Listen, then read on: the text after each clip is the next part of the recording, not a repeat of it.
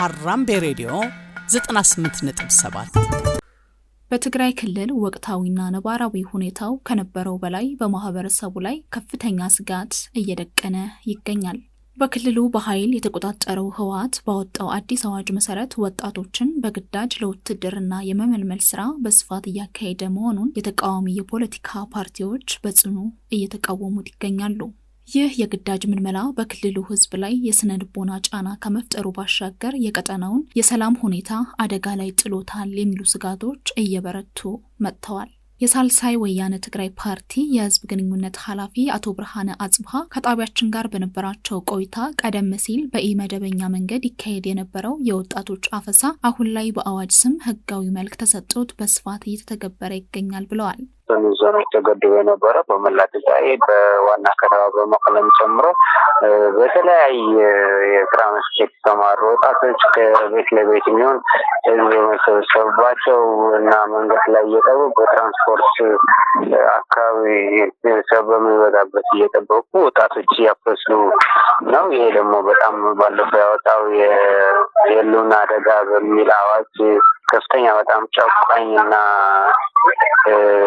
ሰዎች የሀሳባቸው በነፃ የመግለጽ የሰርተው የመንቀሳቀሳቸውን በጣም የሚገድብ በጣም ጨቋኝ የሆነ ህግ እንዳወጣ እሱ ስንቃወም ቆይተናል። ሳሳን ትግራይ ይሄ ያፍናል። አሁን ያለው አጠቃላይ ሲታይ ግን ህዝቡ በዚህ ምክንያት ልጆቹ ከእንትኑ ማለት ከእናት ልጇን እያየች ክፋ እየመነጠረ ያለው ሰዓት በጣም ጨቋኝና አሰቃቂ መሆኑ የትግራይ ወጣት ደግሞ በሀገሪቱ ሰርቶ እንዳይለወጥ ተስፋ እንዳይኖረው እያደረገ ስለሆነ ይሄ በከፍተኛ ደረጃ እየተረመሰ ነው። አሁን የትግራይ ያለበት ከፍተኛ ጭንቀት፣ ውጥረትና ከባድ የሆነ ፍርሃት አንደኛው የልጆቹ የተወሰዱበት ነው።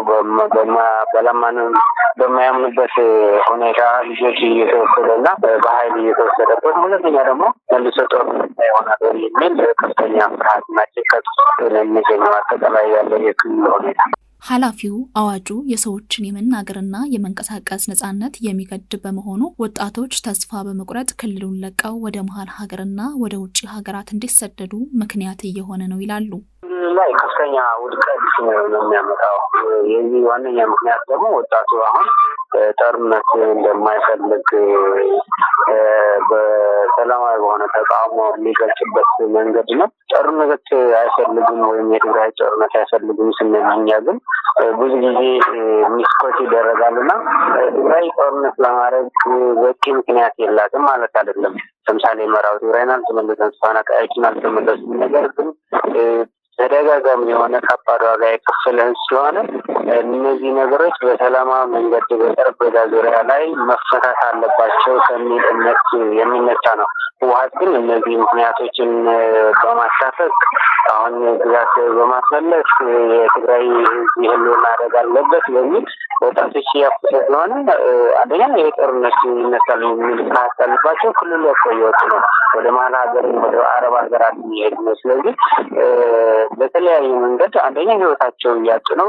ሁለተኛ ደግሞ ክልሉ ይሄ በለጋ እድሜው ሰርቶ ሀገሪቱን ክልሉን ሊቀይር የሚችል ወጣት ደግሞ ክልሉን ለቀይ ወጣት ስለሆነ ማህበረሰቡ አንድ ትልቅ የፖለቲካ ፖሊሲ እንዳይሆን ወጣት ተስፋ እንዳይኖረው እያደረገ ስለሆነ ውጤቱ ኢምፓክቱ በጣም ከባድ ነው ማህበራዊ ኢኮኖሚያዊ። ይህም በክልሉ ላይ የረጅም ጊዜ ማህበራዊና ኢኮኖሚያዊ ቀውስ ማስከተሉ የማይቀር መሆኑን የገለጹት አቶ ብርሃነ ፓርቲያቸው እንደ ፓርቲ በተደጋጋሚ የተቃውሞ መግለጫዎች በማውጣት ለዓለም መንግስታት እንዲሁም ለሰብአዊ መብት ተቋማት ደብዳቤ በመላክ በጉዳዩ ጣልቃ እንዲገቡና ድምጽ እንዲሆኑ እየሰሩ መሆኑን ነግረውናል። ይህ በትግራይ ክልል እየታየ ያለው አዲስ የወታደራዊ ዝግጅት እንቅስቃሴ በፌዴራል መንግስቱና በክልሉ መካከልም ውጥረትና መከፋፈልን ፈጥሯል። የኢትዮጵያ ጠቅላይ ሚኒስትር አብይ አህመድ በፕሪቶሪያው የሰላም ስምምነት መሰረት በትግራይ ዘላቂ ሰላም እንዲሰፍን የታጣቂዎች ትጥቅ የመፍታትና መልሶ የማቋቋም ስራዎች በተሟላ ሁኔታ መተግበር እንዳለባቸውና ከስምምነቱ ውጪ የሚደረጉ ማናቸውም እንቅስቃሴዎች የሰላም ሂደቱን አደጋ ላይ የሚጥሉ መሆናቸውን በተደጋጋሚ ማሳሰባቸው ይታወሳል። ውጊያ፣ ጦርነት ሊቀሰቅሱ የሚችሉ ፕሮቮኬሽንስ በየጊዜው ትግራይ ባሉ ኃይሎች ይፈጸማል በየጊዜው።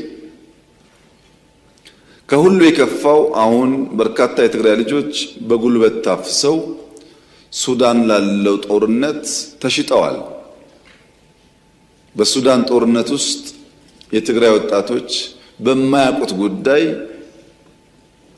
ሕይወታቸውን እያጡ ይገኛሉ። ኢትዮጵያ ውስጥ ያለው ጉዳይ አልበቃ ብሎ ጉዳይ ወደ ሱዳን ተሸጋግሯል። በዚህ ሁሉ ውስጥ የትግራይ ሕዝብ ተጎጂ ነው።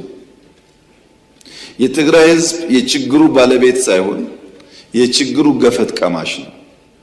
የትግራይ ሕዝብን ችግር የበለጠ ያባባሰው የውስጥ ቁስል መሆኑ ነው። የማይታይ የውስጥ ቁስል በቀላሉ የማይሽር መሆኑ ነው።